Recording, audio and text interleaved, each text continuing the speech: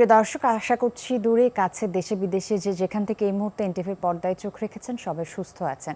আমি রুহানি সালসাবিল লাবণ্য আপনাদেরকে নতুন একটি রূপকথার রাতে আরও একবার স্বাগত জানাচ্ছি। শুক্রবারের রাত, ছুটির রাত চলে এলেই এনটিভিতে চলে আসি রূপকথার রাতে। আর আপনারা জানেন আমি একা এলে তো হবে না, কাদের সাথে গল্প করব, সময়টা কাটাবো।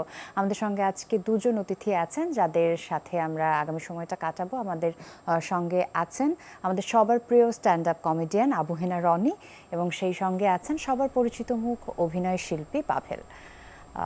আপনাদেরকে একটু মনে করে দিতে চাই, বরাবরের মতোই স্ক্রলে কিন্তু ফোন নাম্বার যাচ্ছে, আমাদের সাথে ফোনের মাধ্যমে আপনারা কানেক্টেড হতে পারবেন। শুরুতেই সাধারণত কুশল বিনিময়ের ক্ষেত্রে আমরা জিজ্ঞাসা করে থাকি কেমন আছেন, যে প্রশ্নটি এখন ভীষণই অবান্তর, কারণ আমাদের কারোই মানসিক অবস্থাটা ভালো নেই। দক্ষিণ পূর্বাংশে যে ভয়াবহ বন্যায় আসলে তারা তলিয়ে যাচ্ছে বা গেছে, আশা করছি খুব তাড়াতাড়ি এই পরিস্থিতির উন্নতি হবে। আসলে স্বাভাবিকভাবে আমরা দেশের যতগুলো ঘটনা ঘটে যাচ্ছে আমরা সেই জার্নির সাথে সবসময় একাত্ম থেকেছি এবং সে কারণেই দেশের যে অবস্থা থাকে আমাদের মনের অবস্থাটা একই রকম থাকে। মানে হয় না অনেক সময় যে দেখা যায় যে লাস্ট মানে কিছুদিন আগে একটা গেল আর কি একটা, তারপরে ওইটা হতে না হতে আবার বন্যা।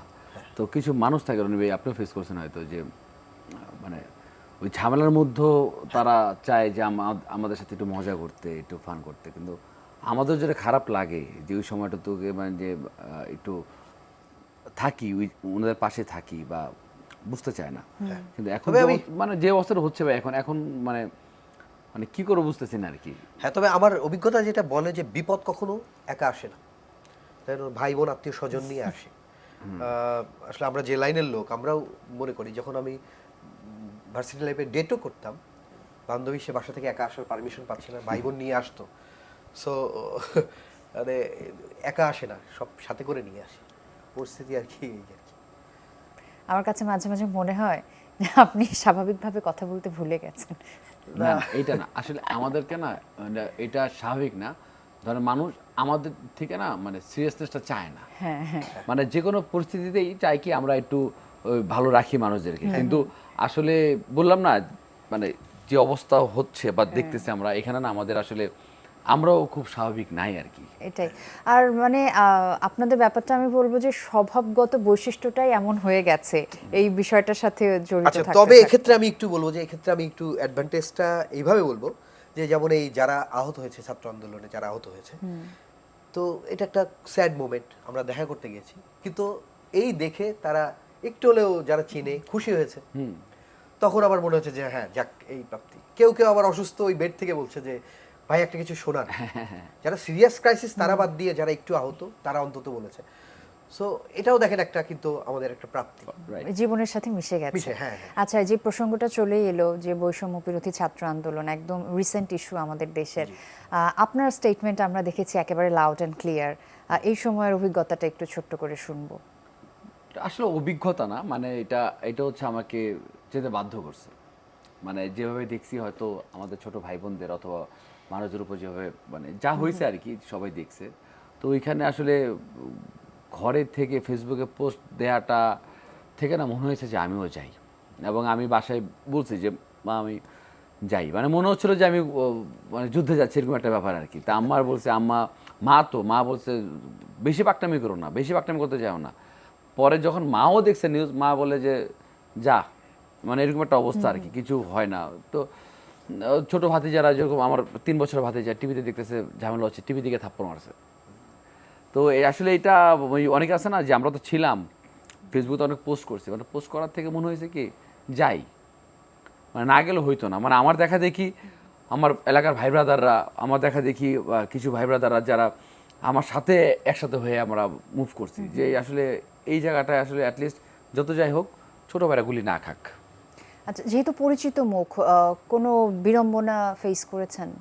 বিড়ম্বনা না, আমার কাছে যেটা মনে হয়েছে আপু, আমি যখন গেছি তখন মনে হয়েছে যে আমাকে দেখে না যারা মানে ওরা না এনার্জি পাইছে আমাকে দেখে। আমার কাছে যেটা মনে হয়েছে যে আমি যাওয়ার পরে মনে হয়েছে কি ওরা মানে পাবেল ভাই আসছে মানে অনেক কিছু, মানে আমি ওইটাকে আর বুঝতে দিইনি। যে আমার মনে হচ্ছে যে ওরা মানে আমার জন্য ওরা যে এনার্জিটা পাইছে ওইটা ওদের এনার্জি দেখে না আমার আরও দ্বিগুণ এনার্জি বাইরে গেছে। সো আমি তখন আরও অনেক মানে ভাবছি যে তোমরা পিছিয়ে থাকো, আমি সামনে থাকি। যেটা বোঝাতে চাচ্ছিলাম যে আপনি যে ছাত্র আন্দোলনে গেলেন, পাশে দাঁড়ালেন বা সাপোর্ট দিলেন, সেজন্য কোথাও থেকে কোনো রকমের আসলে বাধা এসেছে কিনা, ফ্যামিলি ইস্যু বাদে?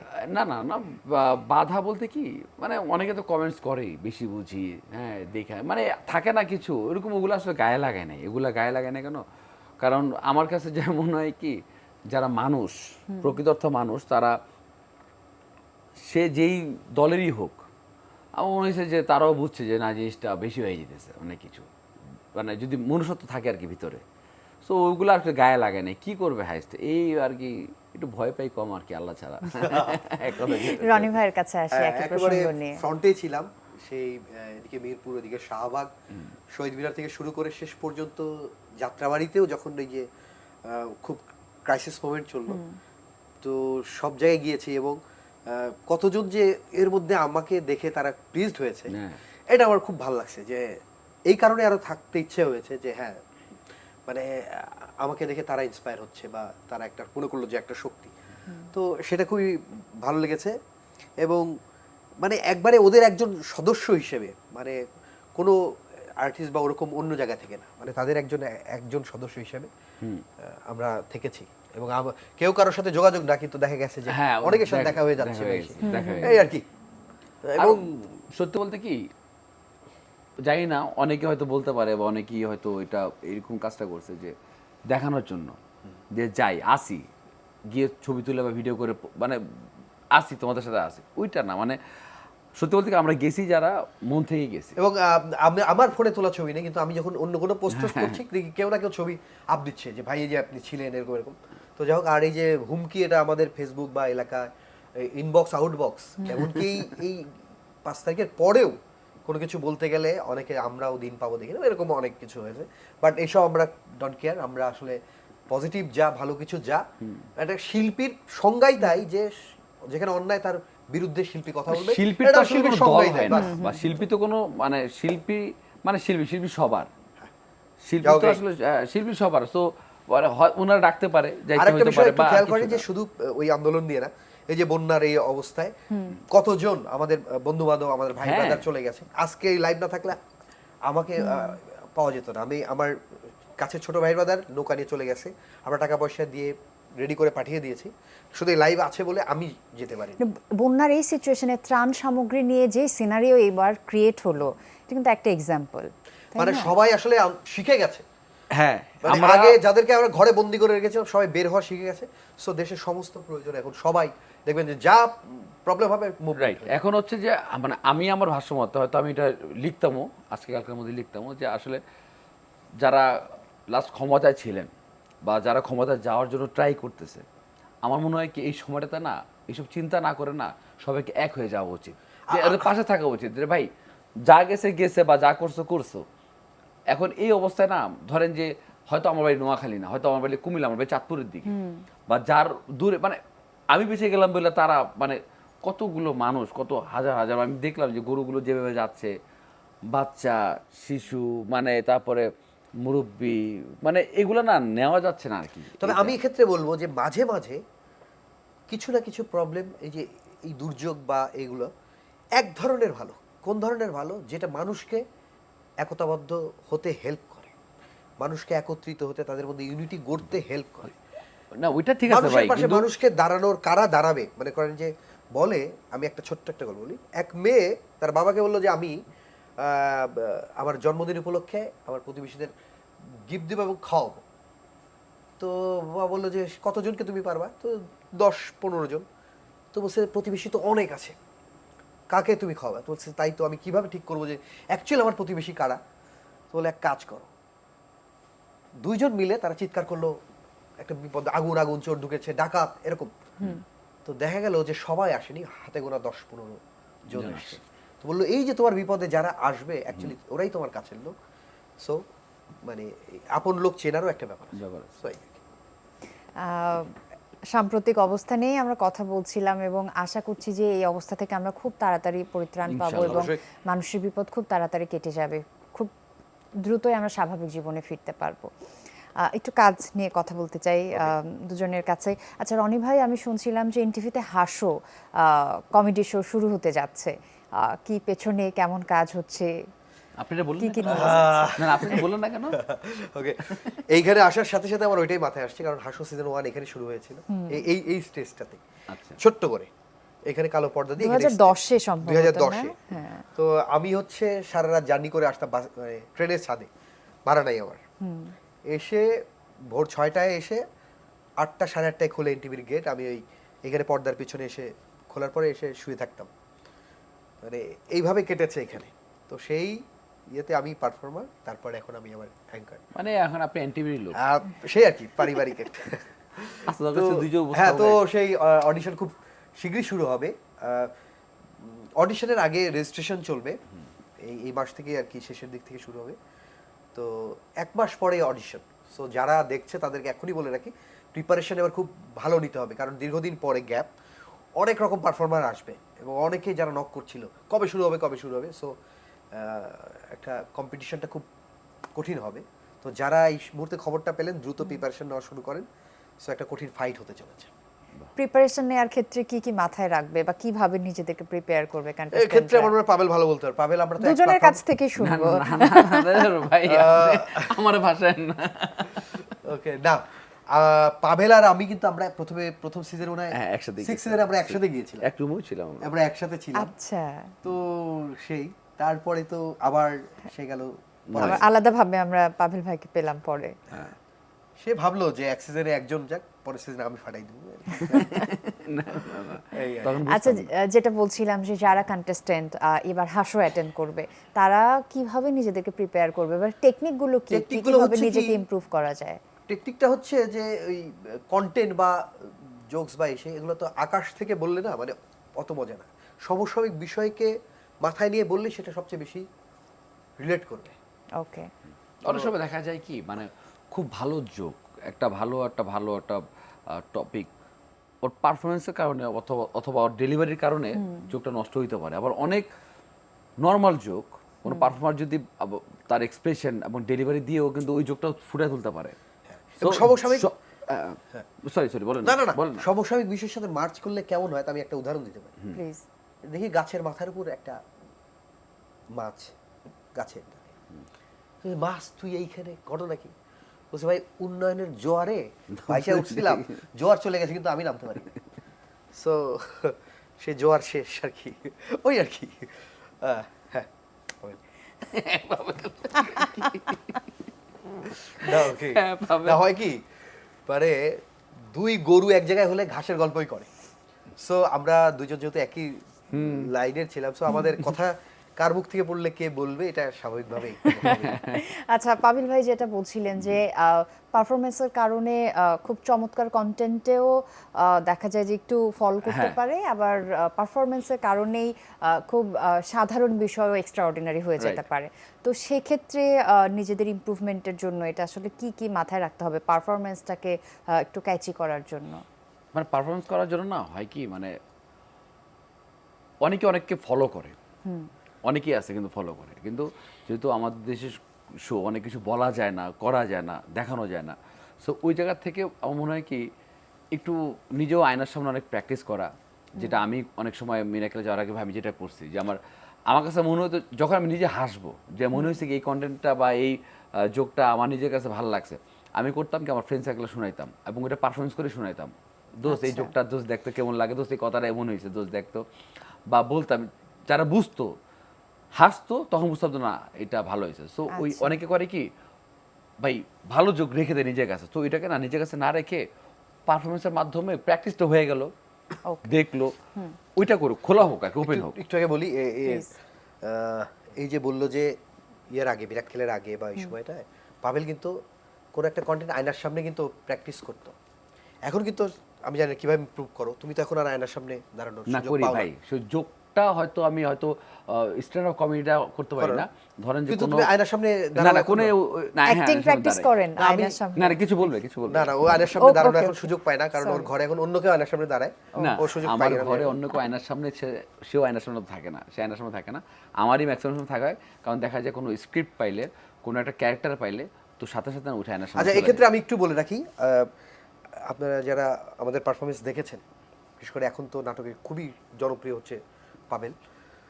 তো পাভেলের আমি এত বড় ফ্যান, কেন ফ্যান, যে এই ক্যারেক্টার মানে এই সামনে আরো অনেক বড় জায়গায় এই বসকে দেখা যাবে, কারণ আরে এত ভাই। দ্রুত শিফট করা, মানে আমি একটু বলি যে আপনি যদি বাইরে আপনি আপনি না প্রশ্ন করেন না, কারণ ভয় লাগে কি জানেন, শেষ সে যে লাইনটা কই যে কি আইবো। হবে রনি না, ভাই না, না, কোনো না। বিশ্বাস না না, নাই। আমি পজিটিভলি বলছি, কারণ সে হচ্ছে আপনি যদি নেগেটিভ রোল দেন পারফেক্ট, আবার হুট করে কমেডি, মানে সেই জায়গায় দ্রুত চেঞ্জ শিফটিং যদি কেউ করতে পারে তো এটা আরে ভাই, পাবে। থ্যাংক ইউ ভাই। আমরা একটা ক্যারেক্টার ধরলে হয়তো করলাম, কিন্তু খুব দ্রুত শিফটিং যদি কেউ করতে পারে, যে সে যে কোন মুডে আছে এটা কেউ বুঝতে পারবে না এই face কিন্তু দেখে। আপনিও এক্স্যাক্টলি, মানে এটা মনে হয় স্ট্যান্ড আপ কমেডিয়ানদের বৈশিষ্ট্য, যে কোন মুডে যে আছে।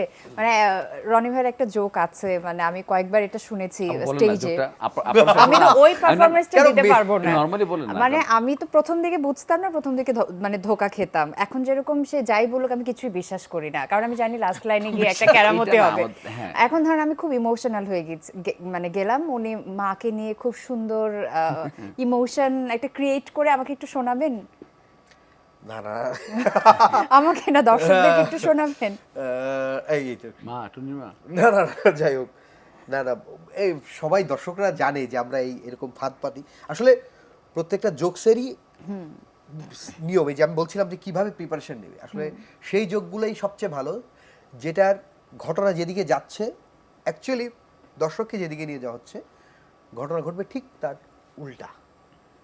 এই জোকগুলোই হচ্ছে সবচেয়ে মানে এটাও কিন্তু নতুনদের জন্য একটা হ্যাঁ, আর tip। যারা নতুন বলতে কি দেখা গেল যে অনেক পারফর্মার থাকে যে হয়তো আমরা পাইনি, আমাদের থেকেও বেটার, বা আমরা তো নর্মালি যেরকম এরকমই করছি, কিন্তু আমি বলবো কি যে যেরকম, যে আমার ক্যারেক্টার আমি যেরকম, আমি ন্যাচারালি যেরকম, আমার মনে হয় যে প্রত্যেকটা পারফর্মারদের উচিত সে সেভাবেই পারফর্ম করা। আচ্ছা, ফেক কিছু না করা, সেটা আমার ধরা মনে পড়ে হয়, যায়। কারণ হয় কি আপু, মানে আমি আবনার অনেকে নকল করলাম, আশেপাশে কেউ নাই তো ব্যাটা কিছু, তো সে তো বলবে রনির মতো, তো তুমি কি, মানে বা আমার মতো কেউ বললো, বা আমার যেভাবে আমি কথাবার্তা বলি, তো ওইটা যদি করে তাহলে হয় কি, মানে মনে হয় তুমি পাবেলের মতো, তাহলে ওর নিজস্বতা মৌলিকতাটা কই। আমার কথা হচ্ছে যে যেরকম, ভাই আমি কি ভুল বললাম, না, না, না, যে একদমই, একদমই। যেরকম তাকে, আমার হ্যাঁ। ওইভাবেই তার পারফর্ম করা উচিত। সেটাই আসলে সে নিজেও স্বাচ্ছন্দ্যে থাকে, আর দর্শক হিসেবে আমাদের দেখতেও মনে হয় স্বাচ্ছন্দ্য লাগে। ধরেন কেউ একজন ও ও আঞ্চলিকতাটা ওর থেকে বের হয় না, এখন ও শুদ্ধ বলতে গিয়ে ওর আঞ্চলিকতা যে বের হয়ে যায় আরো বাজে লাগবে শুনতে। তো ও তার চেয়ে যেরকম তুমি ওখানেই থাকো। হ্যাঁ, ধরো ওইখানে থাকো। এখন ধরো সাপোজ কেউ বরিশাল থেকে আসলো, যে একদিন হয়েছে কি সে এরকম এরকম, সেটা যদি শুদ্ধ বলতে যায় একদিন হয়েছে কি বুঝছেন, তাহলে তো লাভ নেই। ওই জায়গায় যে মানে বুঝছেন না আপু, আমার যে যেরকম ওইটা দিয়ে আগাক। আমরা কথা বলছিলাম যে হাস্য শুরু হতে যাচ্ছে এনটিভিতে, এবং আপনাদের কাছ থেকে যারা আসলে হাস্যতে পার্টিসিপেট করতে চায় তাদের জন্য একটু টিপস তার এন্ড আগে ট্রিক্স বুঝেন শুনছিলাম। মোটামুটি কি আজকের প্রোগ্রামটা কি মানে হাস্য যে সামনে আসতেছে এটা নিয়ে, সেটা আমি একটু একটু বলি, সামনে আমি গেলে বলি, বোঝা যাবে, এটা সেটা যদি- তো এখানে থেকে না, আমি বোঝা কেন যাবে বলি, না। এটা যদি ফোকাস করিও দোষের কিছু না, কারণ বাংলাদেশে একমাত্র stand up comedy reality show সেটা হচ্ছে হাস্য টিভিতে। তো এর সব চ্যানেলই তাদের লাভ ক্ষতির হিসাব নিকাশ অমুক তমুক বহুত কিছু করে, কিন্তু একটা দেশে যে একটা এরকম একটা প্রোগ্রাম থাকা উচিত। সবসময় কি মানুষ বাইরের দেশে অন্য দেশে যে করবে বা সে প্রোগ্রাম দেখবে, দেখবে সেটা তো না। তো আমাদের দেশে এরকম একটা বিষয় নিয়ে প্রোগ্রাম করা একটা রিস্কি, কারণ অনেক বাজেটের আবহেনা ব্যাপার রনি এসে- কিন্তু মিরাকেলে পার্টিসিপেট করার আগে হাস্যতে পার্টিসিপেট করেছে। তো এটা তো একটা প্রতিভা বিকাশের একটা আলাদা প্ল্যাটফর্ম। আমি যখন 2010-এ হাস্যতে অংশগ্রহণ করি, তার আগে আমি কিন্তু জানতামই না যে এটা কোনো ক্যারিয়ার হতে পারে বা এটা কোনো কাজে লাগতে পারে, কিন্তু আমি আমার সার্কেলে মানুষকে হাসাতাম। সো এই হাসর ঘোষণাতে অনেক মানুষ তার বাড়ির লোককে হাসানো ট্রাই করবে, কন্টেন্ট কালেক্ট করবে, তার সেটাই। সার্কেলে তৈরি হবে। সো এইটা একটা খুব আলাদা রকমের একটা প্ল্যাটফর্ম, গান নাটক অভিনয়ের পাশাপাশি আছে। তো এটা একটা একটা সুন্দর যে একটা স্ট্যান্ডার্ড শিল্প হতে পারে, তো এটার জন্য তো অবশ্যই হাসকে একটা থ্যাঙ্কস দিতেই হবে। অবশ্যই এই যে ক্যারিয়ার হতে পারে, এই প্রসঙ্গটা নিয়ে আসবো, কিন্তু ওই জায়গাটা একটু ইতি টানতে চাই, যেটা শুনছিলাম যে নতুনদের জন্য কিছু আপনারা একটু টিপস দিচ্ছিলেন। আমার একটা জিজ্ঞাসা ছিল যে বডি ল্যাঙ্গুয়েজ নিয়ে কোনো সাজেশন আছে কিনা? না থাকি, কারণ আমাদের দেশের পাবলিকগুলো না ওই দাঁড়ায় দাঁড়া ধরেন যে স্ট্যান্ড আপ কমেডি এখন অনেকে বুঝে না, তারা এখনো মনে করে কৌতুক। তার এখনো পার্থক্যটা না এখনো মানে আলাদা করতে পারেনি ভাই। হ্যাঁ, হ্যাঁ। মানে কৌতুক আর স্ট্যান্ড আপ কমেডি, এই পার্থক্যটা একটু ক্লিয়ারলি আমাদেরকে ধরেন একটা বলবেন। মানে ধরেন স্ট্যান্ড আপ কমেডি হয় কি একটা ফ্লোতে যাওয়া, একটা Okay. ফ্লোতে যাওয়া, হ্যাঁ, যে একটা একটা কনসেপ্ট বা একটা টপিক নিয়ে আমি একটা ফ্লোতে গেলাম, মানে ওই টপিক নিয়ে গেলাম, এটা আমার বিয়ে হইতে পারে, সিনেমা হইতে পারে, বা একটা টপিক নিয়ে পুরোটা যাওয়া আর কি। আর জোক যেটা ধরেন যে কৌতুক, যেটা আলাদা আলাদা করে বলা আর কি, একটা জোক বললাম ওইটা কৌতুক হিসেবে ধরা হয় বা বলা হয়। কারণ আমরা যেটা করি এটা আসলে স্ট্যান্ড আপ কমেডি প্লাস কৌতুক দুইটারই সংমিশ্রণ। অনেক সময় কেউ স্ক্রিপ্ট করে অথবা কেউ যারা যারা জোক বলে, যেটা বলেন বডি ল্যাঙ্গুয়েজ, অবশ্যই বডি ল্যাঙ্গুয়েজটা আমার কাছে ইম্পর্টেন্ট। যে সেটা কতখানি লাউড হবে বা কতটুকু পরিমিত হ্যাঁ, হবে। এবং স্ট্যান্ড আপ কমেডিয়ানদের কিন্তু সবচেয়ে বেশি অ্যাক্টিং করতে হয়। ধরেন এরা এই কান্না করতেছে, এর মধ্যে আবার হাসতেছে, হাসতেছে কান্না করাচ্ছে, তো বডি ল্যাঙ্গুয়েজটা ইম্পর্টেন্ট আমার কাছে মনে হয়। সবচেয়ে বড় ল্যাঙ্গুয়েজটা হলো বডি ল্যাঙ্গুয়েজ। সবচেয়ে বড় হ্যাঁ, দেখবেন যারা অনেক সময় জোক বলা লাগে না, মানে আমার এক্স্যাক্টলি এক্সপ্রেশনে এক্সপ্রেশনে বোঝা যায় যে আমি কি চাচ্ছি। আচ্ছা, সিম্পল আমি একটু এই যে স্ট্যান্ড আপ কমেডিটা একটা, আমি যদি এই যে ফ্লোর কথা হ্যাঁ বললো, প্লিজ। ধরেন আমি আমার লাইফ থেকে একটু বলছি। আমরা খুবই গরিব ছিলাম। আমি যখন ছোটবেলায়, আমাকে ঠিকমতো পোশাক টোশাক কিনে দিতে পারতো না। আমি এই যে বিড়াল মার্কা প্যান্ট পরতাম, ছোট যে ইয়েগুলো কি বলে রাবারের প্যান্টগুলো। এই প্যান্টটা কবে আবার আমাকে কিনে দিত জানেন? নতুন একটা কিনে দিত যখন এই বিড়ালের জিব্বাটা বেরোতো। যাই হোক, তো আমরা এমন গরিব ছিলাম, আমরা একটা কুকুরও পুষতে পারতাম না। বাসায় কখনো চোর টোর আসলে শব্দ পেলে নিজেরাই রাত 3টার সময় উঠে ভ্যাউ করে আবার নিজেরাই ঘুমায় পড়তাম। বাবা না আসলে আমরা ঘুমাতাম না। বাবাকে খুব ভালোবাসি তা না, কারণ আমার আব্বার যে বেল্টও ছিল না, মশারির যে দড়ি ওইটা দিয়ে সে বেঁধে রাখতো। তো তিনি আসলে ওইটা খুলে আবার মশারি টাঙায় তারপর ঘুমাতাম। তো এই যে এক্সপ্রেশন ইমোশনালি একটা কথাবার্তা মানে কিন্তু আছে কিন্তু যে হ্যাঁ, কিন্তু এই যে একটা ফ্লো, আমরা আগে গরিব ছিলাম মনে করেন, এই যে একটা স্টোরি টেনে নিয়ে যাচ্ছি, বা আমার দুলাভাই বলেন বা মাস্তান বলেন, ঠিক এরকম। আবার দেখেন আপু, যদি ভাই একটা উদাহরণ দিল, যদি ধরেন যে আমি জোক বলবো না, কোনো সাউন্ড করবো না, কথা বলবো না,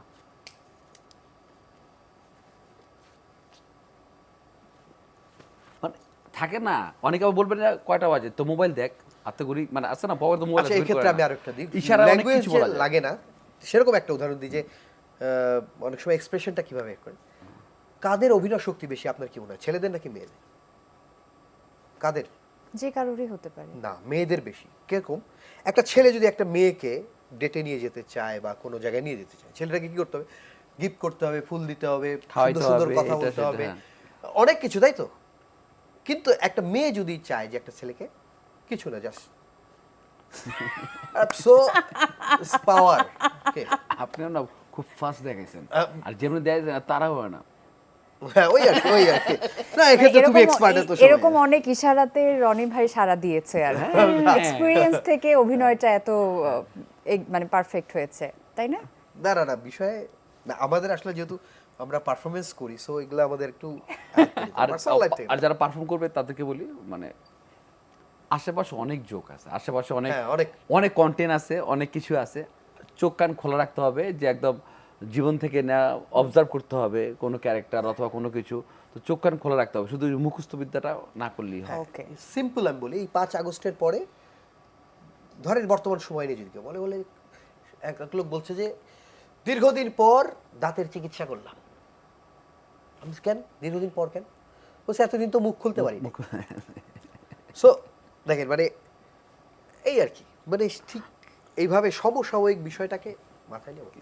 ছোটখাটো বিষয় আর কি, চোখ কান খোলা রাখলেই অনেক, আশেপাশে অনেক অনেক চোখ কান খোলা রাখলে যে শুধু কন্টেন্ট ক্রিয়েট হয় না, অনেক অনেক উপকারও হয়। এই যে ধরেন আমরা খোঁজ করে সিম্পল বলে, আমার কথা বলছি না, আমার এক ভাইয়ের কথা বলছি। সে বলতেছে, দেখ তোরা যে আমারে দোষ দিস, আমি না হলে তো মেয়েটা তো মরেই যেত। সে অ্যাকচুয়ালি দরজার ফুটা দিয়ে একটা মেয়ে গোসল করতেছিল, সে দেখতেছিল সেই মেয়েটা পিছলে পড়ে যায়, সেই মেয়েটাকে সে নিয়ে যে হাসপাতালে যায়। তো মেয়েটার যে হাজবেন্ড, সে বললো যে আপনি যদি না দেখতেন তাহলে বাঁচানোই যেত না। তো এই চোখ কান খোলা রাখাটা দরকার। আরেকটা বলি হচ্ছে যে একটা রনি ভাই একটা ফোন নিয়ে আসি, তারপর শুনি। গার্লস হোস্টেলের একটা ওয়াশরুমের দরজায় ফুটা হয়ে গেছে। তো মানে এটা নিয়ে কমপ্লেন বলছে যে আপনাদের কারো খেয়াল রাখতে হবে না, পুলিশের দিকে নজর রাখছে, মানে জাস্ট আর কি। ওকে, আমরা আপনারা বলছিলেন না জোকস কিন্তু আশেপাশেই আছে। আমার মনে হচ্ছে এরকম অনেক ঘটনা রনি ভাই ঘটিয়েছেন ওনার, মানে হ্যাঁ। হোস্টেলের দরজা নিয়ে কেউ গোসল করছে, সেই দরজা নিয়ে এত এক্সপিরিয়েন্স কিভাবে হলো। আচ্ছা যাই হোক, একজন দর্শক আছেন, কল নিয়ে আসি। হ্যালো, আসসালামু আলাইকুম, কে বলছেন, কোথা থেকে বলছেন? আসসালামু আলাইকুম। জি ওয়ালাইকুম সালাম, কে বলছেন? রাজশাহী থেকে বলতেছি, আমার নাম মোস্তফা। জি অনেক অনেক স্বাগত রূপকথা রাতে। কথা বলুন, পাভেল ভাই আছেন, রনি ভাই আছেন। আমি রনি মামার সঙ্গে কথা বলতে হ্যাঁ, চাই। আপনি রাজশাহী থেকে কল করেছেন, রনি খুবই মামা। স্বাভাবিক। বলুন রনি ভাই, শুনতে হ্যাঁ পাচ্ছি। বলেন বলেন। হ্যাঁ, রনি মামা রাজশাহী থেকে বলতেছি। আচ্ছা, আসসালামু আলাইকুম। ওয়ালাইকুম সালাম। কেমন আছেন মামা? হ্যাঁ অনেক ভালো আছি। ভাগিনা আলহামদুলিল্লাহ। আপনার সঙ্গে অনেক কাজ করছি রাজশাহীতে। আপনার ভাইয়ের সঙ্গে, আপনার ছোট ভাইয়ের সঙ্গে, বড় ভাইয়ের সঙ্গে। হ্যাঁ, আমরা ওই যে বাংলাদেশ মাইক সার্ভিস, হ্যাঁ হ্যাঁ হ্যাঁ হ্যাঁ হ্যাঁ। আমরা রিক্সা চালাইতাম, আপনারা মাইকিং করতেন আমাদের সঙ্গে। বাহ। খুব ভালো লাগছে আরে, এই সময়। হ্যাঁ মামা, গুড গুড। হ্যাঁ অনেকদিন পর দেখতেছি আপনাকে, দেখে এত ভালো লাগতেছে, তা ভাষায় প্রকাশ করতে বাহ, পারতেছি না। আমার এত সুন্দর একটা স্মৃতি আজকে মনে পড়ে গেল। Thank you. জি জি জি মামা। যে মামা আপনি সর্বক্ষণ বলতেছেন আপনার জীবন কাহিনী, আপনার কষ্ট বেদনার কথা, তাই একটু শেয়ার করলাম মামা। Thank you. অনেক কিছু যদি না আমাদের করেন। মানে ওইখানে যে হুক্কু আঙ্কেল, উনি ভালো আছেন? জি মামা, জি good. আলহামদুলিল্লাহ অনেক আচ্ছা। ভালো আছি মামা। Thank you thank you. যে উনি একটা সাবজেক্ট নিয়ে কথা বলেছেন, সেটা আমি একটু ডিটেইলে শুনতে চাই। আরো একজন দর্শক ওয়েট করছে, একটু কলটা নিয়ে Okay, আসবো। হ্যাঁ। হ্যালো, আসসালামু আলাইকুম, কে বলছেন, কোথা থেকে? আসসালামু আলাইকুম। জি ওয়ালাইকুম সালাম, কার সাথে কথা বলছি? আমি সামি বলছি ধামুন্ডি থেকে। জি অনেক অনেক স্বাগত রূপকথা রাতে, ভালো আছেন? জি ভালো, আপনি ভালো আছেন? হ্যাঁ আমরা আছি। ওই যেটা বলছিলাম যে মনের অবস্থা তো কারোই ভালো নেই, তবুও জি, জি। জীবন তো থেমে থাকে না, সামনের দিকে এগিয়ে যেতে হয়। কথা বলুন, আমাদের রনি ভাই মন আছেন, অবস্থা পাভেল ভালো ভাই না, আছেন। কারণ আমার এই যে এই অবস্থার মধ্যে আমরা বের হতে পারছি না। দেশের অবস্থা খুবই খারাপ। সেই কথা বলুন আপনি, রনি ভাই শুনতে পাচ্ছেন, পাভেল ভাইও আছেন। রনি ভাই আসসালামু আলাইকুম। হ্যাঁ ওয়ালাইকুম সালাম। জি রনি বলুন। ভাই আসসালামু আলাইকুম। হ্যাঁ ওয়ালাইকুম সালাম, বলুন, আমরা দুইজন আছি, বলুন। আচ্ছা, ভালো আছেন? হ্যাঁ হ্যাঁ জি ভালো আছি আমরা। আপনার তো মিরাক্কেল দেখতে যেতে আমি তো প্রতিদিনই এই মিরাক্কেল দেখতে হয় আমার। আপনার শো না দেখলে আমার ঘুম আসে না আরে প্রথমত। বাহ, থ্যাংক ইউ, খুশি হলাম। আর পারুল ভাই আসসালামু আলাইকুম, কেমন কেমন আছেন? আছেন ভাইয়া? ভালো আছেন? জি ভালো আছি। এই আর কি, আপনারা যদি আমার জন্য একটা দুইটা জোকস শোনান এটা আমি খুশি হব। ভাইয়ের নাম কি? কি নাম আপনার? আমার নাম সামি, তামিম, কোথায় বাসা? আমার ধানমন্ডি। আচ্ছা, ধানমন্ডিতে তামিম ভাই, মানে আমরা তো কথা আড্ডা ছলাছল অনেক কিছু বলতেছি, মানে আলাদা করে মানে কিছু বলতে গেলে হয় কি, মানে যে সময়টা পার করতেছে আর কি, আসলে মানে আমরা অন্যভাবে নিয়েন না, যেহেতু আপনি ভাই ব্রাদার, বুঝছেন তো, আলাদাভাবে মানে দেখতে থাকেন দেখবেন যে আমরা বলছি। হয়ে যাবে কিছু একটা। অসংখ্য ধন্যবাদ আমাদের সাথে কানেক্টেড হওয়ার জন্য। আশা করছি আয়োজনের শেষ পর্যন্ত আপনি আমাদের সাথেই থাকবেন। প্রথম কলার যিনি বলছিলেন, আচ্ছা, সেটা হচ্ছে রাজশাহীতে একটা অনুষ্ঠানে আমি এবং রাজশাহী, তখন আমাদের এন্দ্রকিশোর স্যার, একটা রাজশাহীর একটা প্রোগ্রামে আমাদেরকে সংবর্ধনা দেওয়া হচ্ছে রাজশাহীর কৃতি সন্তান হিসেবে, যেহেতু রাজশাহী ভার্সিটিতে আমার পড়া, বেড়ে ওঠা। তো হঠাৎ করে একজন উঠলেন আমাকে ক্রেস্ট দেওয়ার আগে, উনি বললেন, এই রনিকে আমি মাইক ধরা শিখেছি, মাইক্রোফোন ধরা শিখেছি। তারপর আমি তাকাই দেখি যে হ্যাঁ, আমার ওস্তাদ হচ্ছে রাজশাহীতে আমি স্টুডেন্ট থাকা অবস্থায় পার্ট টাইম কিছু কাজ করতাম, থিয়েটারে কাজ করতাম, বিভিন্ন কাজ করতাম। তো সেখানে আমি একটা মাইক সার্ভিস আছে, বিএমএস মাইক সার্ভিস, সেই মাইকে আমি ইয়ে করতাম, মানে ধরেন বিভিন্ন রকম ইয়ে হয় না, প্রচার। এবং ওই সময় উৎসব সিনেমা হল ছিল, আমি মিরাক্কেল একটা পারফরমেন্সও করেছি যে সিনেমা নিয়ে। তো সেটা অভিজ্ঞতা কোথা থেকে আসলো? উৎসব সিনেমা হলের রূপালী পর্দায় টান টান উত্তেজনায় আগামী 22শে বার শুভ মুক্তি। তো এটা এইভাবে বললাম, তো মাইকে এটা আরো অন্যরকম হয়। তো এই ইস্যু করতাম। তো এবং আমি কিছুই বাদ দেননি আপনি না, না, জীবনে। এবং আমি আমি একটু আরেকটু বলি, ওই সময় আমি যখন ইয়াতে মাইকিং করতাম, ধরেন বিভিন্ন রাজনৈতিক দলের মহাসমাবেশ হতো, বিএনপি আওয়ামী লীগের বিশেষ করে পর পর। তো আমি ধরেন বিএনপির সমাবেশে মাইক নিয়ে বেরোইছি, তো বিএনপির লোকজন আসছে, এসে রনি ভাই আপনি আমাদের নামটা শুনে এসে ধরেন নাস্তা টাস্তা খাওয়াই দাওয়াই আসতি।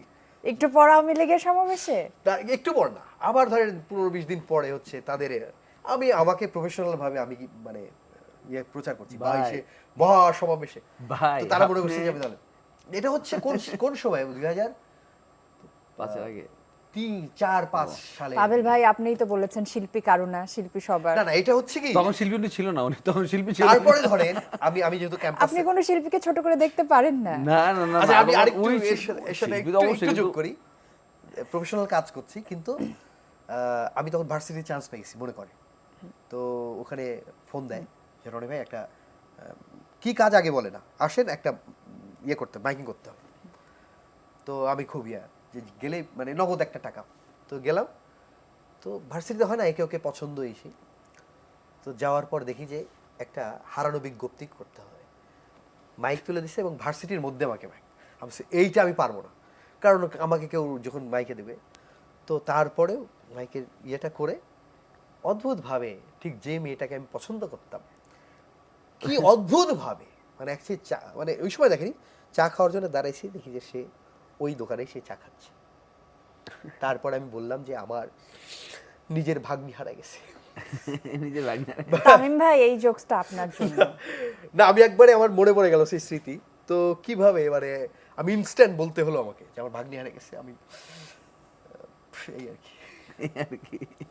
না আসলে যাই হোক, না, রনিবার অনেক অভিজ্ঞতা, যেমন আমরা 6 যখন যাই তখন আমরা ওই বাসে করে যাচ্ছিলাম আর কি, বেনাপোল হয়ে যাব। এই মানুষটারা না কেউ না রিচ করতে পারতেছিল না যে কিভাবে নিবে না নিবে, এই সে হাবি যাবি।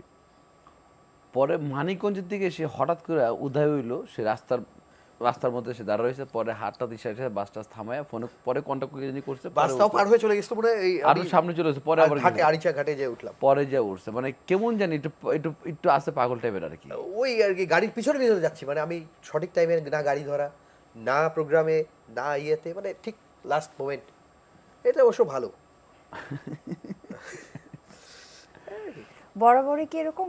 এখন তো মনে হয় যে অনেক একটু চেঞ্জ হয়েছে, প্রফেশনালিজম মানে এই যে এসেছে। প্রোগ্রাম গুলো একটু আগে আসতে হয় বা এসে, আর লাইভ তো না লাগে। তবে এক্ষেত্রে আমি বলি যে অনেক অনুষ্ঠান দেখবেন আমার বুঝাচ্ছিল আসার পরে, আমি আমি যখন বেরোইছি, সত্যি কথা, আমি যখন বেরোইছি, আমি রনিবের বাসা যাই মিরপুরে, মানে সে কোনোদিন বলে নাই, তো বেরোর পর দেখি রনিবে ফোন করছে, আমি ভাই সালাম আলাইকুম, কই আমি কই ভাই আমি তো ইন্টারভিউ যাচ্ছি, আমার নিয়ে যাবো না, আমি তো যাবো, আমি আপনি কই 10 নম্বর, আমি আপনি 10 নম্বর কেন, কয় ঠিক আছে তুমি এখন কই, আমি কই বনানের দিকে চলে আসছি, কী করবো তাহলে, কয় তুমি যাও তাহলে আসতেছি। আসার পরে খুব সিরিয়াস, আমি দেখলাম খুব টাইম টু মেনটেন করলো, আমি খুব তাড়াতাড়ি লাইভ, বুঝো না লাইভ মানে লাইভ প্রোগ্রাম দেখে সে টাইমটা মেনটেন করছে। তারপর পকেট থেকে কি বের করলাম, রেজাল্ট বের করে এখানেই এই আর কি। দেখো সবকিছু মিস একটা- থেকে কিনছে 100 টাকা দিয়ে, আমি কই ভাই ভালো লাগতেছে খোঁজা খোঁজা, কয় না না। না, যাও, কিন্তু এটা আরো শুধু একটা আমি ব্যাপার দিয়ে না, আছে, আমি বলি 11টায় কিন্তু লিফটটা অফ হয়ে আমি যায়, সব তাছাড়া কিন্তু এই যে উঠতে হতো পায়ে হেঁটে অন টাইমে না শুধু আমি আসলে। বলি, সব আর্টিস্টেরই একটা এরকম মানে একটু এরকম লাইফ এলোমেলো হয়ে যায়, কেউ টাইম টু টাইম বা সবকিছু maintain ভাই করে। আপনার মতো এমন পাগল আমি বলি আরেকটা বলি, কমই এই আছে। ঢাকা শহরে কেউ কথা দিয়ে কথা রাখতে পারে না এবং সবকিছু টাইম মতো হয় না। হয় না, আমার এক জি। ভাবির গত কাল বিকেলে বাচ্চা হওয়ার কথা ছিল, স্টিল নাও এখনো হয়। এটা অনেকেরই, এটা এটা আপনার ভাবিন না, হ্যাঁ। এটা তো অনেক এটা- ভাবিরই। কত সংখ্যক ভাবিকে আপনি কথা দিয়ে কথা রাখেননি? এই আবার না আমি বলি কথা দিয়ে কথা রাখার চেষ্টা- আপনার তো মনে হয় রাজশাহীতে মনে হয় রনি ভাবিটা কেমন তোমার? না যাই হোক, আমার রাজশাহী ওই যে যারা ফোন করলো, রাজশাহী আসলে স্মৃতিময় একটা শহর এবং এত সুন্দর একটা শহর, তো অনেক অনেক স্মৃতি, তো যাই হোক এই আর কি, ক্যাম্পাস যেহেতু ছিল ওখানে, স্মৃতি থাকবেই হাজার হাজার। আচ্ছা, ওয়ার্ক লাইফের স্মৃতিগুলো এবার একটু শুনতে চাই। হ্যাঁ, পাদুল okay. ভাইকে দিয়ে শুরু করি যে বলেন না। আমরা তো দেখেছি যে আপনাকে স্ট্যান্ড আপ কমেডিয়ান হিসেবে আপনি বেশ শো করছিলেন, সেখান থেকে আরো একটা ট্রানজিশন দেখলাম যে একেবারে অভিনয়ে থিতু হলেন। প্রথম নাটক আমি ভুল না করলে কট বিহাইন্ড, হ্যাঁ, তপু খান পরিচালিত। ট্রানজিশনটা একটু শুনবো, তারপর একেবারে সবসময় অভিনয়েই পাচ্ছি আপনাকে। না, শো এখনো করি, শুধু একটু মানে এখন কম করা হয়, করোনার আগে অনেক বেশি করা হয়তো, করোনার পরে কম করা হয়। কারণ অভিনয় তো ব্যস্ততা বেড়েছে হ্যাঁ, আলহামদুলিল্লাহ। After bachelor point. হ্যাঁ হ্যাঁ, অনেক বাড়ছে আলহামদুলিল্লাহ। ব্যাচেলর পয়েন্টের পর থেকে আসলে অভিনয়ের ব্যস্ততা অনেক বাড়ছে। আর শো কমে গেছে। নাটকে থিতু হ্যাঁ হওয়ার হ্যাঁ, গল্পটা আর শো কমে গেছে কারণ বাজেট বেড়ে গেছে আমার। হ্যাঁ, বাজেট বাড়ার কারণে অনেক শো কমে গেছে, কারণ করোনার আগে একরকম বাজেট ছিল, এখন ব্যাচেলর পয়েন্টে জাকির হওয়ার পরে একরকম বাজেট হয়ে গেছে, অটো হয়ে গেছে, আমি বাড়াইনি। তো ব্যস্ততা আসলে বাড়ছে নাটকে আলহামদুলিল্লাহ। তো ওইটা মানে কি বলবো, মানে আগে আমি এখনো বলি, সবসময় বলবো যে আগে হচ্ছে আমি মিরাক্কেলিয়ান স্ট্যান্ড আপ কমেডিয়ান, তারপর হচ্ছে আমি অভিনয় শিল্পী। তো এখন মানুষ যেহেতু অভিনয়টাকে পছন্দ করে, ভালোবাসে, তো সারা জীবন ইনশাল্লাহ অভিনয়টাই করে যেতে চাই, পাশাপাশি ওইটাও করবো, এই আর কি। আচ্ছা, ওই যে প্রথম অভিনয়ের গল্পটা একটু শুনতে চাই, যে তখন নিশ্চয়ই এমনটা মাথায় ছিল না যে, বা ওরকম পরিস্থিতিও ছিল না যে অভিনয়েই থিতু হব। Somehow the journey happened. শুরুটা কিভাবে হলো অভিনয়ের? শুরুটা ওই যে প্রথম আসার পরে তো ওইখানে আমি মিরাকেলে থাকতে আমাকে অনেকেই অনেক ডিরেক্টর, অনেক আর্টিস্ট বা যারা মিডিয়ার সাথে জড়িত, অনেকে বলছে ভাই তুমি আসো শুধু দেশে, দেখো তোমাকে তোমাকে নিয়ে এর পাইছেন তো আপনি, যে তুমি শুধু একবার দেশে আসো, তোমার লুক টুক মিলে তুমি তুমি দেখ, একবার দেখো তোমার কি হবে তুমি চিন্তা করতে পারবে না। আসার পরে দেখি এদেরই খবর নেই। তো 1 বছর শুধু আমি ইন্টারভিউ দিয়ে গেছি বিভিন্ন চ্যানেলে, তখন আসলে এত কাজটা ছিল না, কাজটা হচ্ছে কি মানে স্ক্রিন টেস্ট না না, ইন্টারভিউ যে কেমন আছেন, মিরাকেলের জার্নি বলেন, ও, এই আচ্ছা, আমি আচ্ছা, এই আচ্ছা। টাইপের কথাবার্তা, Okay, কেউ হয়তো okay, বাসায় আসছে, কেউ হয়তো আমি স্টুডিওতে আসছি, এইভাবেই গেছে। আমি ভেবেছি কাজের। না, না, তো ওইটাই অবাক কাজের জন্যই হচ্ছিলাম যে ঘুরছি। তখন তো পরিচিতিটা অলরেডি খুব হয়ে গেছে। আপু দীপিকা, আমি বলি? আপু কাজের জন্যই ঘুরছি আপু, 1 বছর আচ্ছা, শুধু এই কাজের জন্য। পাবেল আর যদি আমি অভিজ্ঞতা সেম শেয়ার করি, যে যখন মিরাক্কেল আমরা করি, আমার সিজন বা ওর সিজন, সবসময় আমি বলি টিআরপি মানে আমাদের ফেস ভ্যালুর ক্ষেত্রে সেটা সবচেয়ে পিক টাইম। অথচ ফিরে যখন আসলাম, এই যে এত ফোন কাজের এসে, কিন্তু আমরা কিন্তু তখন কাজে আমিও এসে ঢুকতে পারিনি, আমার মনে হয় আপু ফিরে এসে। আমি আজকে একদম ওপেনলি বলি, বলছিলেন যে যে লাইভ 1 প্রোগ্রাম, বছর, আমি লাইভে আছে, একদম ডিরেক্ট বলি, আমাদের দেশে এখনো ধরেন ইভেন্ট ম্যানেজমেন্ট যারা বা ইভেন্ট করে, বা যারা মিডিয়া ব্যক্তিত্ব, অথবা যারা অনেকে আছে আমাদের পছন্দ করে ভালোবাসে, ভাই ব্রাদার সাবজেক্ট আলাদা, কিন্তু আমাদের মূল্যায়নটা স্ট্যান্ড আপ কমেডিয়ান এখন তো মানে মূল্যায়নটা পাই হয়তো অ্যাক্টর পাবেল হিসাবে, স্ট্যান্ড আপ কমেডিয়ান হিসাবে না, ও মূল্যায়নটাকে করতে জানে না। সেটা খামের ক্ষেত্রে হোক, মানে সম্মানের ক্ষেত্রে হোক, সেটা সম্মান দেওয়ার ক্ষেত্রে হোক, আমি যদি ভুল না বলি, অবশ্যই। মানে ধরেন আবার এরকম অফার আসে, ভাই চলেন না কাপিল শর্মার মতো শো করি একটা, তার নিজস্ব থাকবে আমাদের, কাপিল শর্মার মতো শো করবেন, আপনার বাজেট দিন 5,000 টাকা, তো হবে না। কাপিল শর্মার শোতে নেয় আপনার 1 কোটি টাকা, শুধু তাই না, মানে show আপনার করবে কিন্তু ইয়ে থাকবে না। দিতে পারবেন না। হ্যাঁ, মানে আপনার কোনো কিছু থাকবে না। তো আমাদের ওই মূল্যায়নটা না, আমার হয়েছে কি, আমরা বেশি ভালো মানুষ, তো সত্যি বলি, আমাদের যারা ভাই ব্রাদার আছে, মানে আমি হয়তো দুষ্ট, সবাই দুষ্ট, কিন্তু ভালো মানুষ, আমি এত ভালো মানুষ না। না, না, আমরা প্রত্যেকে যারা যারা আমরা আছি, আমরা করি সবার না। সাথে কিন্তু যোগাযোগ আছে। আমি দেখছি প্রত্যেকে আমরা ওই একই রকমই, মানে কেউ সত্যি এরকম- কথা আপু, আমাদের critical জার্নিটা কাউকে পাবেন। একরকম। জানি না, কেউ critical মেন্টালি না আমাদের, মেন্টালি mentally মানে আপনার এই যে সোলগত শাওন দিক থেকে শুরু থেকেও। করে, শাওন, সজল, জামিল ভাই থেকে শুরু করে আমরা সবাই সবাই, পারস্পরিক পরশ, যোগাযোগ আছে। এরা আমরা হৃদয়, আমাদের আরমান, তো সবাই আমরা আছি আর কি। তো ওই জায়গার ক্ষেত্রে হয় কি, আমরা না ওই ঠিক আছে দেন, মানে আমরা আসলে বলতে পারি না, এই জন্য কি পেয়ে বসে, প্রচুর পেয়ে বসছিল।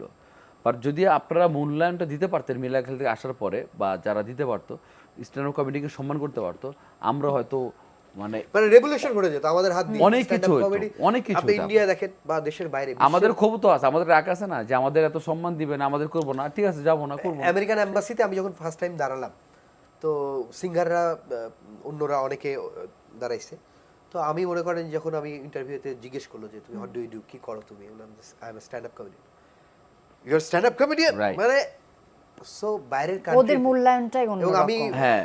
বাইরের দেশগুলোয় গেলে আর কিছু না করি, আমি 2টা কাজ করি, একটা হলো চিড়িয়াখানা বা মিউজিয়াম, এই 2টা আমি যাবোই, আর স্ট্যান্ড আপ কমেডি শো দেখি। তো ওখানে দেখি যে সবচেয়ে বড় ট্যালেন্টেড পারসন বা বড় আর্টিস্ট হিসেবে এই স্ট্যান্ড আপ কমেডিয়ানদেরকে মূল্যায়ন করে। মূল্যায়ন সম্মানিত করা। অবশ্যই ইম্পর্টেন্ট, সেই সাথে এই যে মূল্যায়ন বা সম্মানটা, সেটা যে একটা আর্টিস্টের সম্মানিত কতখানি important না আপু। মানে ইন্সপায়ার করে, হ্যাঁ, সেটা ওইটাই। একজন শিল্পীই জানে। ট্রু, আমাদের অনেক ভালো ভালো পারফর্মার আছে যারা হচ্ছে ইন্টারন্যাশনালি, ধরেন যে স্ট্যান্ড আপ কমেডি করে অনেক দূর পর্যন্ত যাওয়া যেত, কিন্তু আমাদের দেশের মূল্যায়নটা কয়, ভাই কৌতুক কন, কৌতুক কন। আচ্ছা, আরেকটা এই ক্ষেত্রে আমি হয়। একটু বলবো যে এই যে আমরা এই যে শুরুতে ছাত্র আন্দোলনে বা আমরা যে সব বিষয় নিয়ে, পলিটিক্যাল বিষয় নিয়ে কথা বললাম, তো অনেকে জিজ্ঞেস করে যে ভাই আপনারা কি পলিটিক্স করবেন নাকি, বা পলিটিক্স করবেন। আমরা কেন পিছিয়ে আছি জানেন আমরা স্ট্যান্ড আপ কমেডিতে এই দেশে? কারণ যখন পলিটিশিয়ানরা কমেডি করা শুরু করছে। ওদের কমেডির ভিউ আপনি যতগুলো রিল দেখবেন সব এই পলিটিশিয়ানদের কমেডি। এক এক সময় এক এক কথা বলা, ভুলভাল মানে বাক্য বলা। না বলছে, অনেকেই বলছে, আপনি যেটা বললেন অনেকেই বলছে। ওদের আমরাই ওইটা দেখে মজা পাই, তখন হ্যাঁ। আমরা কি কমেডি করবো? আমরা দেখি যে ওইটা দেখে আমরাই মজা নিই। এখন আর ওনাদের কি ডাকে, দুইটাই পাইলো একসাথে। ওনাদেরকে আমাদের তো স্ট্যান্ড কমেডি পাইলো, কিন্তু ওনাদেরকে নিলে মানে বক্তৃতাও পাইলো, কমেডিও পাইলো, আবার কেউ যদি একটু মানে ধার্মিক টাইপের মানুষ সব হয় বা সুবিধা পাইলো। হ্যাঁ, তা ওনারাও পাইলো। কারণ ওগুলো তো আসলে মানুষ মজা পেয়ে গেছে, উনারা নেন মজা হয়। উনারা নিলে যে ভালো কথা শোনা যায় ওইটা পরের হিসাব, উনারা নেন মজা হয়, ব্যাপারটা তো এরকম আর কি। আচ্ছা পাবেল ভাই, পথটা বন্ধুর হলেও যেহেতু সফলতা এসেছে, যেহেতু দেশবাসী চেনে, সাকসেসফুল মানুষদের গল্প শুনতেই কিন্তু মানুষ আগ্রহী হয়, বা সেই গল্পগুলোই কিন্তু আমরা শুনি। একটা তো বন্ধুর পথ পাড়ি দিয়েই কিন্তু আসলে সফলতা আসে, সেটা আমরা আসলে স্ট্যান্ড আপ কমেডি প্রফেশনটার ক্ষেত্রে ক্রাইসিসগুলো শুনছিলাম, কিন্তু একজন ইঞ্জিনিয়ারের ক্ষেত্রে বা একজন ডক্টরের ক্ষেত্রেও কিন্তু ওনারা মানে আমি বলছিলাম যে এক্সপিরিয়েন্সটা যখন ভারী হয়, পাল্লাটা ভারী হয়, তখন যেই সাকসেস রেটটা থাকে শুরুতে কিন্তু তাদেরকেও স্ট্রাগল করতে হয়। তো যেহেতু কনটেক্সটটা বা আমরা পার্টিকুলারলি এই প্রফেশনটা নিয়ে কথা বলছিলাম, তো সেই জায়গা থেকে আপনার ওই একটি বছর কি কি ফেস করতে হয়েছে, যদি একটু কি কি মনে পড়ে আমাদের সাথে শেয়ার করেন। না আমার যেরকম ধরেন আপনার কাছে আসলাম যে আপু আমি কি করব, আপনি বললেন যে ওই অমুক ডিরেক্টরের কাছে যাও, গেলাম, ভাই হ্যাঁ কী অবস্থা, হ্যাঁ হ্যাঁ ঠিক আছে, হ্যাঁ তোমার কথা বললো শুনলাম, ঠিক আছে তোমার নাম্বারটা দিয়ে যাও, কন্ট্যাক্ট করব। তো এই কন্ট্যাক্ট আর হয় নাই। আবার ধরো যে রনি ভাইয়ের কাছে গেলাম, ভাই কী করবো ভাই, আমার তো অ্যাক্টিং করতে ইচ্ছা করতেছে বা এটা করতে ইচ্ছে, কী করবো, তখন ছোটো হয় না বা ছোটো যাই না, শো কী জিনিস কখনো ফেস করি নাই। তো তার শো মধ্যে একদম পিক একটা জায়গা থেকে যখন মানে হ্যাঁ, এই চাকরি করার ইচ্ছা, ট্রান্সফরমেশনটা হয়েছে, মাস্টার্স সেটা তো আরো কমপ্লিট তখন মেনে নেওয়া কঠিন। হ্যাঁ তো পড়াশোনাও শেষ, মাস্টার্স কমপ্লিট করা শেষ, তো তখন আর কি করবো, মানে কিছু বুঝতেছিলাম না, বাসায় চাকরি বাকরি কখনো ইচ্ছা করে নাই কখনো। তো ভাইয়া বললো যে ঠিক আছে যাও, আমি ওনার কাছে যাও, উনি একজন ডিরেক্টর, উনি সামনে নাটক বানাবে, তোমার কথা বলে দিচ্ছি। গেলাম, ও হ্যাঁ রনি ভাই তোমার কথা বলছে, তোমার পারফরমেন্স দেখছে, খুব জোশ, খুব ভালো করছো, ফাটাই ফেলছো তুমি ভাইয়া, তুমি গর্ব বাংলাদেশের। কাজ হয়নি ওনার সাথে আর, সেম মানে কাজই হয় নাই, মানে তুমি দেশের গর্ব, তুমি ফাটাই অসাধারণ রনি। মানে এই চাপাবাজি গুলা না যারা করছে না তাদেরকে আমি না, না, স্বাভাবিক না, ওইটা ঠিক। না ভাই, চাপাবাজি মানে আমি যদি দেশে গর্ব হইতা, তুমি আমাকে আরো গর্বিত করাও, তুমি তোমার কাজে নাও আমাকে, তুমি তো কাজে নাও নাই আমাকে, তো তুমি আমাকে নিয়ে ফাপটে দিছো, তুমি আমাকে নিয়ে এইটাই করছো, তুমি আমাকে শুধু ইউজ না বলতে কি, মানে এইগুলাই করাইছো যে হ্যাঁ হবে, আশা দিয়ে রাখছো, কোনো আশা তো ফিল আপ করো নাই। মানে কয়েকজনের নাম আমার স্পষ্ট মনেও আছে, কয়েকজনকে আমার মনেও আছে, কিন্তু তাদেরকে কখনো আর কি ইয়ে করবো না আর কি, মানে খুব কষ্ট লাগছে, কষ্ট এখন লাগতেছে যে ভাই তুমি আজকে আমি পাবেল হয়েছি বা আমি ব্যাচেলর পড়ে জাকির হয়েছি বললেই, বা আমার অভিনয় তা তুমি দেখে তোমার ভালো লাগছে বলে তুমি আমাকে নিতে যাচ্ছ, তুমি যে সুযোগ দিতে তাহলে তোমাকে নিয়ে আমি কথা বলতাম পজিটিভ ভাই, তাই না? শুধু আমি বাংলাদেশের গর্ব, তো গর্বের লাভ কি, গর্বের কাজে লাগাইছস, গর্ব তো কাজে লাগাস, তাই ব্যাপারটা হচ্ছে না, মানে আমাদেরও খারাপ লাগা আছে, মানুষ সেটা জানে না, এখন বলতেছি, বলিও তবে আর কি। শুধু আমরা যে একটা জায়গা করে নিচ্ছি তা না, আমাদের এখনো আশেপাশে অনেক প্রতিভাবান মানুষ, তারা কিন্তু স্কোপটা মানে তারা সুযোগটা পাচ্ছে না, তাদেরকে মানে সুযোগটা দেওয়া হচ্ছে না বা কাজ করতে দেওয়া হচ্ছে না। মানে আরো আমি অনেক যদি মানুষ। আমি যদি আমরা বলি কিন্তু আপু সরি, আমি যদি বলি please। ধরেন যে মিরাকেলের রনি, আচ্ছা মিরাকেলের পাবেল আছে, এরা ছাড়াও মিরাকেলের অনেকেই আছে, তাদের ইউজ করেন। মিরাকেলের শাওন, এরা ছাড়া তো আর অনেকেই আছে, তাদের ইউজ করেন। মানে আমার কথা হচ্ছে স্ট্যান্ডার্ড, যেমন হাসো, আমি যদি বলি হাসোর অনেক পারফর্মারও তো আছে, তারা কই, সরি টু সে। আমরা মিরাক্কেল করছি বলে যে আমাদেরকে নাচতেছে, মানে নাচতেছে বা আমাদেরকে নিয়ে হই হই রই রই করতেছে, তা হাসো তো একটা মানে একটা কমেডি শো, রাইট? হাসোর চ্যাম্পিয়নগুলা কই, হাসোর রানার্স আপগুলা কই, হাসোর ভালো ভালো পারফর্মারগুলা কই, এদের কাজে লাগান। আচ্ছা, তবে এক্ষেত্রে কি ভাইয়া দেখেন, মানে মানে যে আমি- কোনো কম্পিটিশনে কিন্তু ধরেন আমরা টপ 10 পাই, সবাই কিন্তু প্রফেশনালি যে সাকসেসফুল হয় এরকম এক্সাম্পল কিন্তু এক্ষেত্রে- নেই। না, আমরা মানে কাজ সুযোগ দেই, একজন সুযোগ দেই। প্রতি সিজনেই কিন্তু যে কোনো রিয়েলিটি শোর ক্ষেত্রে দেখা যায় একজন বা দুইজন একদম খুব না, দাপট নিয়ে বিভিন্ন কাজ ইভেন্ট করছে। গুলাতে তাদেরকে আমি বলবো যে আমি যারা আছেন, যারা ইভেন্ট করেন বা যারা রিকোয়েস্ট করব, ধরেন হয়তো আলহামদুলিল্লাহ আপনাদের দোয়া ব্যস্ত আছি বা ভাইও অনেকে, আমরা যদি না থাকি, আমাদের যদি না পান, তো আমাদের ভাইগুলাকে নিয়ে আমার আশা করি আপনারা নিরাশ হবেন না, ভালোই ওরা হ্যাঁ, মানে ভালো পারফর্মার। যদি মানে খুব এইটা আর কি। বড় প্রোগ্রাম, ছোট ছোট প্রোগ্রামেও স্ট্যান্ড আপ কমেডিয়ানদেরকে যদি ছোট ছোট সুযোগ দেওয়া হয় তাহলে আস্তে আস্তে এরা বড় জায়গায় করে ফেলে। হ্যাঁ, সাহসটা বাড়বে আপু। মানে আমরাও তো প্রথমে ঘাবড়াইতাম, তখন হয় কি সাহসটা বাড়বে, তখন অডিয়েন্সের সাথে কথা বলা, কানেক্ট করা, কি হয় ফরম্যাটটা ওরা ওকে, ইয়ে হবে। এক্ষেত্রে আমি একটু বলি, হাসর যেটা হয়েছে যে আমি তো পারফর্মার থেকে আমি তো অ্যাঙ্কারিং করছি, এই হাসুর সাথে আরো যারা ছিল চ্যাম্পিয়নরা, ওরা কিন্তু এখন গ্রুমার হিসেবে এই এই যে সামনে যে সিজনটায় হবে হাসুর ভাই, চ্যাম্পিয়ন রানার্স আমি এটা গ্রুমার জানি, হিসেবে কাজ করবে। হ্যাঁ আমি জানি হাসর প্রত্যেকটা ভাই ব্রাদার গ্রুমার হিসেবে কাজ করতেছে। আমি চাচ্ছি কি মানে পরিসরটা আরো বড় হোক। হ্যাঁ, একটা চ্যানেলে না, আরো আরো চ্যানেলে কাজ হবে। চ্যানেলগুলোতে কাজ হোক, আরো ইভেন্টে যাক, প্রয়োজনে তাদেরকে অভিনয় আনা হোক, তাদের কারণ তাদের সেন্স অফ হিউমারটা খুব ভালো, অবশ্যই। রাইট ভাই? দ্যাটস ওয়াই আমি কথাটা বললাম যে তাদেরকে ইউজ করা হোক। দেখেন, ট্রাই না করলে বুঝবেন কেন কিভাবে যে আসলে ওর মধ্যে প্রতিভা আছে, ট্রাই তো কেউ করতেছে না, ওইটার জন্য বলা। তো যাই হোক, আমরা তবে আসলে যতটুকু মানে কমতি আছে এই জায়গাটায় সেটা নিয়ে কথা বলছিলাম। সেই সাথে একটা বিষয় কিন্তু আমার কাছে খুবই পজিটিভ লাগে, যে যেই প্রফেশনটা বা যে ক্যারিয়ারটার সাথে আমরা পরিচিতই ছিলাম না বাংলাদেশের পার্সপেক্টিভে, সেই জায়গাটা কিন্তু মানে কমতি থাকলেও খুব ভালোভাবে গ্রো করেছে। হ্যাঁ, এবং আমরা তো অনেকে কাজ তাই না, করছে, হ্যাঁ হ্যাঁ, আমরা মানে অনেক ইভেন্টেই দেখি যে স্ট্যান্ড আপ আপনার সাথে তো কমেডির আমি অনেকগুলো প্রচুর প্রোগ্রামে, দেখা হয় অনেকগুলো আমাদের প্রোগ্রামে, ইভেন্টে। হ্যাঁ, তো সেই জায়গাটাতেও কিন্তু একটা আসলে স্যাটিসফ্যাকশনের জায়গা আছে, যে ক্যারিয়ার হিসেবে বা একটা প্রফেশন হিসেবে যে স্ট্যান্ড আপ কমেডি হতে পারে, সেই জায়গাটা কিন্তু এখন স্ট্যাবলিশ হয়ে গেছে। এই জায়গায় মনে হয় না আপনাদের দ্বিমত আছে? আমার সেই আছে জায়গায় আপু, মানে- আমার আছে আপু। এখনো প্রফেশন মানে আপনি যদি বলেন এটা কয়েকজনের হাতে গোনা, হ্যাঁ, দুই না, চার জন, সেটা ঠিক আছে। দুই চার জন আপু যারা পপুলার ফেস, তাদের জন্য আপনি এটা বলতেছে এস্টাবলিশড। মানে আমি Right. বলছি কি যে তার আগে ঠিক আছে, সময় লাগবে, সময় লাগবে, কিন্তু জার্নি সময় তার লাগবে, আগে হ্যাঁ সুযোগটা জার্নিটা দেখ, শুরু হয়ে সুযোগ- গেছে, যে আমার কথা হলো ছিলই না। সুযোগ দেখ, আমার কথা হলো অবশ্যই, সবাই অবশ্যই। যে যে জায়গা থেকে আছে সবাইকে সুযোগ দেখ, তাহলে অবশ্যই, দেখবেন হ্যাঁ। তখন এটা প্রফেশন হিসেবে আরো অনেকেই এটা নিবে আর কি। দুই চার জনের জন্য তো না মানে এইটা আমি আমার মানে সরি আমি হয়তো না দ্বিমত না পোষণ ঠিকই করলাম। আছে। কথা আসলে সব মানে কথা সামারি কিন্তু একই, ওই একই, তাই না? যেটা বলছিলাম যে রনি ভাই, বুনো পায়রা, যেটা আমার কাছে খুবই মানে আমি আপনাকে পার্সোনালি অ্যাপ্রিসিয়েট করি, বা মানে আমার কাছে খুবই ভালো লাগে যে এই যে স্ট্যান্ড আপ কমেডি এটা একটা প্রফেশন মানে গ্রো করছে, একটা ক্যারিয়ার গ্রো করছে, সেটাকে আসলে শুধুমাত্র আপনি যে আমি একাই কাজ করবো চ্যাম্পিয়ন হয়ে এসেছি বা আমি একাই কাজ করবো, ব্যাপারটা এরকম না। আপনার কথাতেও আমি এটাই পেলাম যে সবাই কাজ করুক, এই ক্যারিয়ারটার পরিধিটা বাড়ুক। সেক্ষেত্রে আপনি বুনো পায়রা স্ট্যাবলিশ করেছেন। আমি একটু ডিটেইলে শুনতে চাই যে বুনো পায়রা এখন নতুনদেরকে ইন্সপায়ার করতে কি কি কাজ করছে। আচ্ছা, প্রথম কথা হচ্ছে যে এই যে আজকে বন্যায় আমি যেতে পারিনি, বাট এই আমাদের টিমের অনেক কয়জন গতকাল রাতে গেছে, আজকে ভোরেও ফেনীতে চলে গেছে। তো শুধুমাত্র আমরা ফান না, এই ধরনের অ্যাক্টিভিটিসের সাথে আমরা জড়িত আছি, এবং আমরা এই আন্দোলনের সময় শহীদ মিনারে আমরা গোটা টিম ধরে কিন্তু আমরা গিয়েছি। তো এই এটা রিসেন্ট কাজের মধ্যে। আর এর বাইরে আমরা এই যতগুলো প্রোগ্রাম হয়, এই যে অডিশন হবে হাসর, রাজশাহীতে যারা আমাদের কমেডি ক্লাবের যারা সদস্য আছে তারা এটার ওখানে সদস্য হিসেবে কাজ করবে, তারা প্রচারণা করবে, তারা এবং অংশগ্রহণ করবে। যারা এই ক্লাবের ভালো তারা কিন্তু রাজশাহীতে অডিশনে অংশগ্রহণ করবে, খুলনায় যারা ভালো অংশগ্রহণ করবে। তো আমাদের টিমের অনেকেই এই অলরেডি তাদের ক্যারিয়ার স্ট্যান্ড আপ কমেডির সঙ্গে করে ফেলেছে। সো এটাই আমাদের সফলতা। এবং আমরা তো 2014 থেকে আর কি রান করি, মিরাক্কেলে অনেকেই আমাদের এই টিমের অনেকেই গিয়েছে এবং তারা কাজ করছে। তো এইটাই আমাদের আসলে ভালো লাগে যে আমরা আমাদের এই চেষ্টাটা আর কি সফল হয়।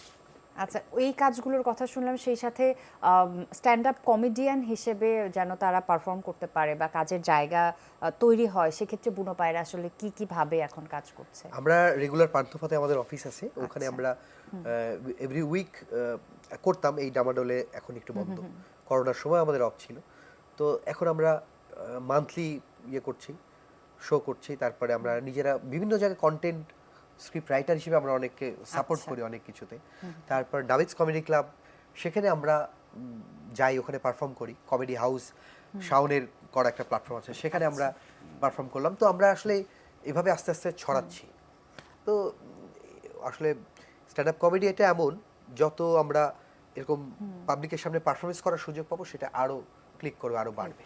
চলছে। মানে আমার এই ব্যাপারটা খুবই ভালো লাগলো যে দুজনের মধ্যেই এই যে অ্যাপ্রোচ যে শুধু আমি কাজ করব না, হ্যাঁ, এই সেটাই। ক্ষেত্রটা বাড়বে, আরো মানে পরিসর বৃদ্ধি পাবে, সেটা খুবই মানে অ্যাপ্রিসিয়েট করার মতো একটা বিষয়। আর যেটা বলছিলাম যে স্ট্যান্ড আপ কমেডি প্রফেশনটা গ্রো করছে, আমি যদি উপস্থাপনার কথাই বলি ভাইয়া, দেখেন যে আপনাদের যে সময়টা থেকে স্ট্যান্ড আপ কমেডি ওইটাই বলি যে কর্পোরেট ইভেন্টগুলোতে জায়গা করে নিয়েছে, এই যে একজন মাস্টার অফ সিনেমনি বা একজন এমসি হিসেবে কাজ করে, এটাও যে একটা প্রফেশন হতে পারে এবং এই প্রফেশনে অ্যাক্টিভ থেকে যে ঢাকা শহরে সার্ভাইভ করা যায়, সেটাও কিন্তু মানে বেশ কিছু বছর আগে এটার সাথে আমরা পরিচিত ছিলাম না, এই জায়গাটাও কিন্তু একইভাবে গ্রো করেছে। আচ্ছা, আমি আরেকটু জায়গা থেকে বলি যে সবাই মিলে কাজ করার সুবিধা আছে অনেক, আপনারা একভাবে জানেন, কিন্তু আমরা বিশ্বাস করি যে সবাই মিলে কাজ করার সবচেয়ে বড় সুবিধা দোষ অন্যের উপর চাপানো যায়। সিরিয়াস কি সেটাই। একা করলে দোষ শুধু আমার, হ্যাঁ, তো আসলে একা করতে চাই কেন, পকেটে বেশি ঢুকবে আর কি একাটা, মানে কিছু- সব মিলে কিছু- করলে হ্যাঁ। অল্প ঢুকলো না শান্তি পাওয়া যায়, আর জিনিসটা তবে আমার গুছালো মনে হয় না যে সবাই আবু হেনা, রনি বা পাভেল কারো কারো মধ্যে এই টেন্ডেন্সি আছে যে এবং আমি এবং আমি সবকিছু বলি একাই এই করবো, যে- একাই খাবো। এবং না, যার যার মধ্যে ছিল এটা যে শুধু আমি আমি আমি, তাদের কিন্তু নাই। পতন আপনারা দেখেছেন, মানে তারা যে যত বড়ই হোক তারা কিন্তু কেউ টিকে নেই।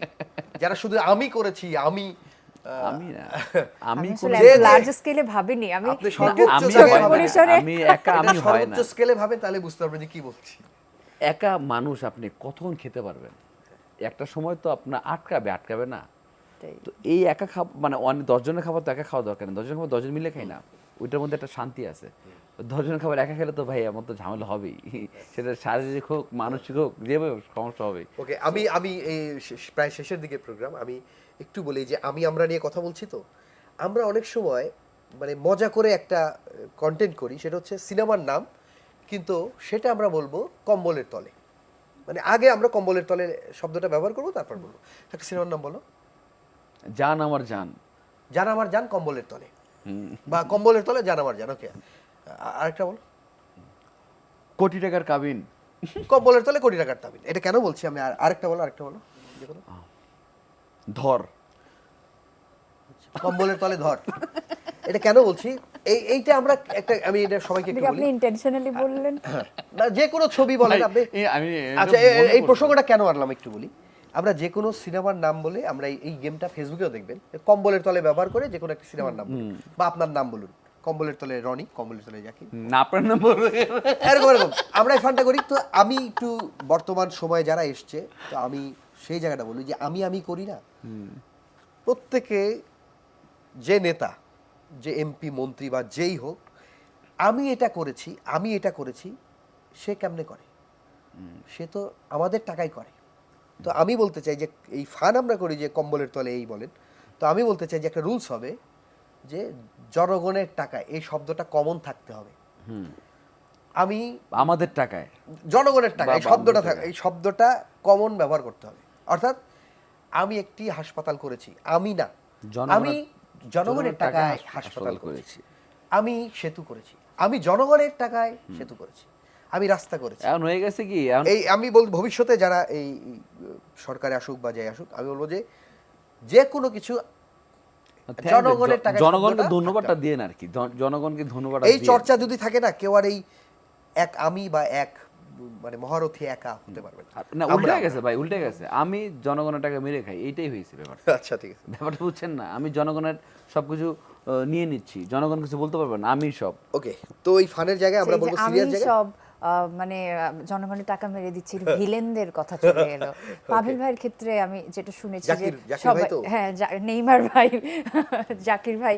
আচ্ছা, সবার যেমন নায়ক হওয়ার ইচ্ছা থাকে, আমি আপনার কাছে মানে শুনেছি যে পাভেলের ইচ্ছা হচ্ছে ভিলেন হওয়া, সে ভিলেন ক্যারেক্টার প্লে করতে বেশি পছন্দ করে, Negative আর কি, নেগেটিভ। negative, হ্যাঁ, তো এই ব্যাপারটা ঠিক কি কারণে? আমার প্রচুর হিরো বাংলাদেশে, মানে হিরো আর তো কোনদিন ইচ্ছা না, আমি তো শিল্পী মানে আর্টিস্ট, আমি অভিনয় শিল্পী, তো আমার নেগেটিভ ক্যারেক্টার না অনেক কিছু প্লে করা যায়, হিরো তো একটা জায়গায় বাধা, তো যেটা রনি ভাই বলেছে যে আপনার মধ্যে ওই পারফরমেন্স অনেক শেড পাওয়া যায়। মানে চেষ্টা করি আর কি, তো আমি ওই নেগেটিভ ক্যারেক্টারটা প্লে করতে খুব এনজয় করি আর কি, তখন তাছাড়া অনেক ওর মধ্যে ভেরিয়েশন। ওই ডিপজল ভাইয়ের ব্যাপারটা আছে, ওই বিষয়ে। ঠিক কিভাবে? মানে না, ও মানে রনি ভাই বলতে চাচ্ছে কি, ধরেন যে হয় না যে ভিলেন যারা হয় তাদের তো অনেক সুবিধা, যেমন পুরো সিনেমাতেই মজা লুটে কিন্তু ভিলেন, লাস্টে একটা গুলি খেয়ে তো মরে হ্যাঁ। নায়ক কিন্তু ভালো থাকে এই না ও। প্লিজ হ্যাঁ, ওই আর কি সাফার করে তো নায়ক পুরোটা জুড়ে। হ্যাঁ, হ্যাঁ। ওই শেষ গুলি। দৃশ্যের পরে ওর ওর ইয়ে শুরু হয়। কিন্তু তার আগ পর্যন্ত কিন্তু পুরাটাই ভিলেন এই 2.5 ঘন্টার সিনেমায় 2 ঘন্টা 28 মিনিট পর্যন্ত কিন্তু ভিলেনের রাজত্ব। হ্যাঁ হোক ভিলেন ভিলেনের টাকা পয়সা ভিলেন এটা করে ভিলেন নায়িকা তুলে নিয়ে আসে সমস্যা কি ভিলেন সব ওকে বাট ক্যারেক্টারটা ওই নেগেটিভ রোল প্লে করতে মজা লাগে আর কি এই ওই 15 কিছু কাজ করতে। বছর ভার্সেস এই 15 দিন ভাবেন না, ওই আর কি। একটা জায়গা থেকে রনি ভাই কিছুতেই বের হতে পারছে এটা না। কেউ বেরোতে পারছে না কিন্তু একটু কেউ বেরোতে পারছে না। বেরোতে পারতেছে না ওই জায়গাটায় আর কি এখন মানে ভালো লাগতেছে যেমন ঢাকা ইউনিভার্সিটি শুরু করে এখন অনেক আমার ছাত্র ভাইরা ওরা একটা ফান্ড কালেক্ট করতেছে করে করে এখন ওরা যে মুভ করতেছে আসলে এক হওয়াটা ইম্পর্টেন্ট আর কি এক হওয়াটা ইম্পর্টেন্ট যাই হোক, আমরা অনেক সময় আমরা ক্রিকেটে যখন দেখি যে আমাদের স্কোর মানে টেস্টে বিশেষ করে যখন দেখি যে আমাদের এই 3 দিনে আমাদের রেজাল্টটা খারাপ আমাদের দেশের, তখন কিন্তু আমরাই দোয়া করি আল্লাহ বৃষ্টি দাও। আমরা তাই না? তো না আমার- এই পাকিস্তানের সাথে ভালো খেলতেছে বাংলাদেশ হ্যাঁ, না, আমি বলছি যে আমরা কিন্তু এই বহুত দিন আমরা যে বৃষ্টি ছাড়া আমাদের আর কেউ রক্ষা করতে পারবে না। ঠিক তেমনি আমার মনে হয় যে এই দেশের মানুষ এতদিন যে বিষয়টার মধ্যে ছিল, তো সেটা থেকে বের করার জন্য কারাই যে দোয়া করছে যে প্রসঙ্গ যেন অন্যদিকে চলে যায়, তাদের দোয়াই বৃষ্টি বন্যা হলো কিনা আমি জানি না, যেন প্রসঙ্গ মানুষ অন্যদিকে ডাইভার্ট হয়। তো যাই হোক, আমরা ওদিকে না যাই হ্যাঁ আমরা আমরা artist মানুষ, আমরা আপাতত এনটিভিতে থাকি। আচ্ছা রনি ভাই, যেটা বলছিলাম যে আপনার পারফরমেন্স দেখতে দেখতে আমি কোনো কিছুতেই আপনাকে আর বিশ্বাস করতে পারি না। তবে এক্ষেত্রে সবচেয়ে বিশ্বাস শব্দটা পৃথিবীর সবচেয়ে ভয়ঙ্কর একটা শব্দ। এই কিছুদিন আগে এই শব্দটা বিখ্যাত হিসেবে আসলো যে তোমাকে কিন্তু বিশ্বাস করে এই জায়গাটা আমি বসাইছি। এই শব্দটা অনেকে এই বিষয়ে জানে। মেয়েদের ক্ষেত্রে কিন্তু এই শব্দটা খুবই সেন্সিটিভ একটা বিষয়, যে বিশ্বাস করো কিচ্ছু হবে না। এটা তো এই শব্দটা কিন্তু অনেক একটা বিশ্বাস শব্দটাই অনেক একটা অবিশ্বাস্য। যাই হোক, এটাও নতুনদের জন্য একটা টিপস যে সেন্সর করেও অনেক কিছু বোঝানো যায়। হ্যাঁ সেই ওকে সেটাই আর কি। আচ্ছা, হাসছি কথা প্রসঙ্গে, কিন্তু রনি ভাইয়া দুজনের কাছ থেকেই তো একটা ফেজের কথা শুনেছি যে যেখান থেকে ওই বন্ধুর পথটা সবাইকেই পাড়ি দিতে হয়েছে। আবু হেনা রনি সবাই চেনে, প্রচুর শো করছে সে, কর্পোরেট ইভেন্ট বলি, সরকারি প্রোগ্রামগুলো বলি। একটা ইনসিডেন্ট যেটা সবাইকে নাড়া দিল, হ্যাঁ। একটু শুনবো আসলে সেই দিনের কথাটা, এবং সেখান থেকে আবারও কামব্যাক করা এবং আবারও আগের মতো আবু হেনা রনি হয়ে ওঠা। How was the journey? সাধারণত মানে ফান করি তো তো সবাই ভাবছি যে মানে এইভাবেই হয়তো দেখে, তো এই পুড়ে যাওয়াটা সেটা আমাকে একটু নতুনভাবে মানুষের সামনে আমি নতুনভাবে কিছু জীবনের উপলব্ধি করেছি। হাসপাতাল থেকে শুরু করে পুলিশ থেকে শুরু করে তারা কী করে আমাকে ভালোবাসে দেশের মানুষ, সেটা আমি খুব ভালোভাবে মানে মানে অন্যভাবে উপলব্ধি করেছি। বিশেষ করে হাসপাতালে সেই নার্স বলছে যে কালকেও আপনার ইয়ে দেখলাম, সেই ডাক্তার মানে, তো তখন আমার মনে হয়েছে যে ওকে আমার এই জার্নি আরে হসপিটালে মানে আর উনি কেমন জানেন, উনি মাশাআল্লাহ ওনার মধ্যে না অনেক মানে থাকে না মানে প্রাণ শক্তি, মানে নিজের একটা ভিতর শক্তি উনি না অনেক বেশি ওনার মানে এই হাসি মাখা মুখটা হসপিটালের বেডে শোয়া, মানে থাকে না যে আসো ভাই মানে হয়ে যাওয়া এই অবস্থাটা না, আসো গল্প করি, মানে ব্যাপারটা হচ্ছে কি ওনার গল্প করতে হবে, ওনার কথা বলতে হবে, ওনার আড্ডা দিতে হবে, মানে ওনার এই জিনিসগুলো না মানে দেখে না আমি কি শুরু করছি লোকটা। এটা বলি ডাক্তাররা আমাকে বলতেছে যে আপনি তো একটু আমাদের তো পুরো ইয়ে চেঞ্জ করে দিলেন, আমরা এতকাল যত রোগী আসে তাদেরকে বলি টেনশন করেন না, হ্যাঁ এটা কোনো কিছুই হয়নি, কিন্তু আপনার ক্ষেত্রে আমাকে উল্টা বলতে হচ্ছে যে একটু টেনশনটা করেন, আপনি এত ক্যাজুয়াল। হ্যাঁ তো যাই হোক, আমি শুধু আমার বিষয় দিয়ে বলবো না, এখন যারা বন্যায় আছেন বা কষ্টে আছেন বা অনেকে বা এই যে অসুস্থ অবস্থায় আন্দোলনে যারা হাসপাতালে আছেন, প্রত্যেকের লাইফে ক্রাইসিস মোমেন্ট আসবেই, এবং আমি মনে করি যে এটা থাকাটা এক ধরনের ভালো, মানে আপনার জীবনে এই যে করোনা আমাদের দেশে কিচ্ছু করতে পারলো না কেন জানেন, আমরা এত কষ্ট সহিষ্ণু জার্নির মধ্যে দিয়ে যাই না যে আমাদের এসব ঝড় আমাদেরকে নষ্ট করতে হবে। এটা আসলে জীবনের অংশ, এই অভিজ্ঞতাগুলো মানে একটা লম্বা জীবনে এগুলো অনেক কিছু উত্থান পতন থাকতে হবে, আমাদের ক্যারিয়ারেও যেমন এবং লাইফের এক বিষয় অ্যাক্সিডেন্টও তেমন। তো এই জার্নি থাকবেই, এবং এটাকে কে কতটা সুন্দরভাবে হ্যান্ডেল করে সামনে এগিয়ে যাবে এটাই আসলে মেইন কি। হ্যাঁ সেটাই ভাই। আর আমি বলবো যারা মানে এখন যেহেতু সবাই আমরা এক, বাংলাদেশের মানুষ এক, আমরা সবাই এক হয়ে গেছি, সো আমরা একভাবেই মানে একসাথে হই যে কোনো জিনিস আমরা মুখোমুখি মানে ফেস করবো আমরা ইনশাল্লাহ, মানে সেটা যে পরিস্থিতি আসুক সেটা। একেবারেই তাই, আয়োজনের শেষের দিকে চলে এসেছি। রনি ভাইয়ের কাছ থেকে খুব ভালো লাগার একটা অনুভূতি শুনলাম যে সব থেকে জীবনের ক্রাইসিস মোমেন্টেও সবার ভালোবাসাটা তিনি আসলে উপলব্ধি করেছেন। পাভেল ভাইয়ের কাছে এরকম কোনো একটা এক্সপিরিয়েন্স শুনতে চাই যে এই আপনার দীর্ঘ ক্যারিয়ারই বলবো, সেখানে অনেক অনেক ঘটনা ঘটেছে, বিভিন্ন ফ্যান ফলোয়ার বিভিন্নভাবে আপনাকে ভালোবাসা জানিয়েছে বা নানান এক্সপিরিয়েন্স হয়েছে। কোন ঘটনাটা আপনাকে সব থেকে একটা ফিল গুড ফ্যাক্টর দেয়, বা কোন এক্সপিরিয়েন্সটার কথা মনে পড়লে, কোন স্মৃতিটার কথা মনে পড়লে আপনার নিজের মধ্যে ভালো লাগা কাজ করে? মানে বাবা বেঁচে থাকতে আর কি, বাবা মারা গেছে 4 বছর উপরে হয়ে গেছে। তো বাবা দেখতাম যে বাবার কলেজে গেলে, গার্লস কলেজ ছিল, বা বাবা আবার হোমিও ডাক্তারও ছিল।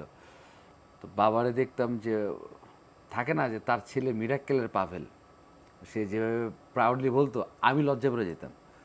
মানে বাপ মা বলে যেটা হয় আর কি, মানে অনেক এখন হয় কি, এই দেখছো এই যে আমাদের পাভেল, মানে হয় না, আব্বা করতো কি, রুগী বা কেউ আসলে চিনছো কে, চিনছো পাভেল আমার ছেলে মিরাকেল, মানে ওই লোক যে ধরেন মিরাকেল নাও দেখতে পারে, ওই লোক যে মিরাকেল দেখে না, আব্বার এই মিরাকেল দেখো নাই, মানে অপরাধ কি করছে। বলো? হ্যাঁ মিরাকেল দেখো নাই, মানে আমি আব্বা কি আর মিরাকেল দেখো নাই, পাভেল আমার ছেলে দেখবা আমার ছেলে, মানে ওই জায়গাটা হচ্ছে কি আমার মানে সেই রকম লাগতো যে আমি লজ্জা পড়ে যেতাম আব্বার মানে অন্য কোথাও মিরাকেল দেখো নাই কেন তুমি। খুব প্রেশাস একটা এক্সপিরিয়েন্স। আমার এটা- সেম কিছু মিলাই। সুন্দর। আমার বাসায় স্যারেরা গেছে, আমি মিরাকেলের পরে স্যারেরা যে বলতেছে আমার বহুত স্টুডেন্ট ডাক্তার ইঞ্জিনিয়ার হয়েছে, কিন্তু রনিকে নিয়ে যে আমার ফিলিংস হ্যাঁ, আনন্দ এটা অন্যরকম। সেটা এই ডাক্তার ইঞ্জিনিয়ার নিয়ে আমার হয়নি। তো এইটা একটা বিরাট প্রাপ্তি। এই আর কি। এটা যে আমি তো বিবাহিত, হ্যাঁ, তা আমার ওয়াইফ কখনোদিন মিরাকেল দেখে নাই ভাই, সরি 6 to 7 8 কোনো কিছু দেখে নাই। এই জন্যই তোমার বিয়েটা করছে। শোনেন না, তোমার প্রতি ও নাকি তোমার ও নাকি না না দেখলে বিয়েটা করতে। না না ও নাকি মানে ফেসবুকে ভিডিও আসে না, ভিডিও দেখতে দেখতে দেখছে যে এই ছেলেটা কে, মানে চুল দাড়ি দ্বারা মজা কথা বলছে, তখন তো আমার বিয়ার্ড লোক, চুল দাড়ি গোফ টোপ, তোমার ভিলেন ভিলেন একটা লুক ছিল। আর সুন্দর ছিল ভাই, আবার আচ্ছা, ভিলেন হ্যাঁ। ভিলেন সুন্দর, সুন্দর। সুন্দর লুক ছিল। আরে পর ও আমার নাম সার্চ দিয়ে, ও তো জার্নালিস্ট, হ্যাঁ, তো ও হাই দিছে, আমি ভাবছি কি জার্নালিস্ট মনে ইন্টারভিউ নেবে, পরে বলতেছে না আপনারা এই চাবি যাবি, পরে তো ওরই বিয়ে করছে। মানে ওই একদিনে পরিচয়, একদিনে কথা, একদিনে ডিসিশন, তারপর বিয়ে করে ফেলছে। একদিনে? মানে ডিসিশন নিছে একদিনে, তারপর বিয়ে করছে কিছুদিন পর। ভাই সত্যি ঘটনা তো এটা আপনাদের আমি লাইভে আসলে বলতেছি, বিশ্বাস আমি করতে আমার কষ্ট না হয়। এটা আমার এই জন্য লাইভে বললাম, এটা আমাদের যে লাভগুরু বলতো এহতেশাম ভাই ছিল না, এহতেশাম ভাই জানতো, উনি বলছে যে তোমাদের নিয়ে একটা প্রোগ্রাম করবো, আমার ওয়াইফও ছিল সাথে। তো এটা ট্রু। এবং আমার সত্যি বলতে কি, আমার বাবার পরে আমার মা ভাই খুব প্রাউড ফিল করে। মা ভাই বিভিন্ন নাটক ঈদে গেলে কোনো সবাইকে জানায় দেওয়া, গ্রামের সবাইকে জানায় দেওয়া, বা ভাই বলে যে আমি পাভেলের ভাই, হ্যাঁ, অনাম রুবেল, ও একটা টিভি চ্যানেলে আছে 18 নিউজে, তো ও পাভেলের ভাই, ও ভাল লাগে। আবার আমার ওয়াইফেরটা হচ্ছে কি, ও আমার শ্বশুর শাশুড়িকে বলে দেয় আজকে পাভেলের নাটক দেখবো, আমার শাশুড়ি শ্বশুর সবাই নাটক দেখে, আমার বউ অনেক সাপোর্ট দেয়, যে আজকে যেমন সবসময় যে কোথায় যাচ্ছি, কি হচ্ছে, কি হবে না হবে সব ডিটেলস জানে, কার ডিরেক্টর, এবং ও এত মানে মোটামুটি অনেক নাটক দেখে বলেও দেয় যে এই ফ্রেমিংটা তোমার ভালো হয় নাই, এই শটটা তোমার এইভাবে না নিয়ে এইভাবে নেওয়া উচিত ছিল, মানে বাহ। তো ইন্সপায়ার জায়গাটা ও আছে আর কি। যাই হোক, আমরা আসলে শুধু নিজের পরিবার না, এই যে সবাই এই যে ভালোবাসে, এটা আসলে এটা একটা এটা দোয়া ভাই, এটা আশীর্বাদের আল্লাহর রহমত ছাড়া আর হ্যাঁ, কিছুই না, সেই আর কি। আলহামদুলিল্লাহ। বাবার কথা বলেছিলেন, বাবা যেখানে হ্যাঁ। আছে নিশ্চয়ই ভালো আছে, আলহামদুলিল্লাহ। এবং এখনো আপনি যে অবস্থানে গেছেন সেখান থেকেও আরো অনেক দূরে এগিয়ে গেছেন, সেটাও বাবা দেখছেন নিশ্চয়ই। আর যেটা বললেন যে বিয়ের একটা ইন্টারেস্টিং গল্প আমরা শুনলাম, যে একদিনের পরিচয় বিয়ে, তো খুব ভালো থাকেন সারা জীবন, এমনটাই চাই। রনি ভাই খুব ভালো থাকেন, খুব সুন্দর সময় কাটলো, এবং অবশ্যই। আশায় আছি খুব দ্রুত আমাদের সবকিছু স্বাভাবিক হয়ে যাবে, আমরা আবারও স্টেজে ব্যাক করব। আমি শেষ খালি একটা শুধু বলি, একবারে শেষ Please, করে দিচ্ছি। please, হ্যাঁ। আমরা সশরীরে পৌঁছাতে পারিনি ফেরি কুমিল্লা বা এই এলাকায়, আমরা আমাদের টিমকে সাপোর্ট দিয়েছি, তারা গেছে, ভাই ব্রাদার গেছে, আমরা এর বাইরেও আবার সাপোর্ট পাঠাবো বিভিন্ন এলাকা থেকে, আমার এলাকা থেকে ফান্ড রাইজিং হয়েছে। তো যারা যারা দেখছেন আপনার যে যার সামর্থ্য মতো টিএসসিতে কালেক্ট করা হচ্ছে পান। যে যার বিশ্বস্ত জায়গায় আপনারা আপনাদের যতটুকু সামর্থ্য আপনারা পৌঁছে দেন, যেন দ্রুত আমরা এই অবস্থাকে কামব্যাক করি। আমি তাহলে এই প্রসঙ্গে আমি এক মিনিট Please. সময় নেই। সেটা হচ্ছে যে আমার যারা আমাদের মিডিয়া রিলেটেড যারা ভাই ব্রাদার আছেন অনেকেই গেছে এখানে, হয়তো অনেকেই জানি না কী অবস্থায় আছে। তা আমরা ইনশাল্লাহ যাব, কিন্তু আমরা যোগাযোগ করছি বিভিন্ন জায়গায় যে ভাই বলে এখন এসে লাভ নাই, মানে এখন যে অবস্থায় এই অবস্থায় আসলে ত্রাণ রাখারও জায়গা নেই। ত্রাণ শব্দটা বলবো না, তাদের ভালোবাসা নিয়ে যাবো, তাদের ভালোবাসার জন্য যে যাওয়াটা, মানে আমরা খুব দ্রুত যাব। আমাদের মিরপুর থেকে বললাম ভাইকে যে আমাদের ভাই ব্রাদাররা গেছে, আমার বাসা মিরপুর থেকে অনেক ভাই ব্রাদার গেছে, আমাদের মিডিয়ার ভাই ব্রাদার গেছে। ইনশাল্লাহ খুব দ্রুত আমরাও যাব ইনশাল্লাহ। সো সবাই দোয়া করেন যেন আল্লাহ আমাদের এই দেশটাকে আবার নতুনভাবে আগের মতো সুন্দর করে দেয় আর কি। সেটাই, স্বাভাবিক ছন্দে ফিরতে চাই আমরা। সময়টা যেহেতু শেষ হয়ে গেছে, একদমই ভালো থাকবেন, বিদায় নিয়ে নিচ্ছি আজকের মতো। প্রিয় দর্শক, রূপকথার রাতে এখন বিদায় নেওয়ার সময়। আগামী সপ্তাহে আবারও দেখা হবে। সবাই খুব ভালো থাকুন, আশা করছি একেবারে স্বাভাবিক ছন্দে ফিরতে পারবো খুব তাড়াতাড়ি। শুভরাত্রি।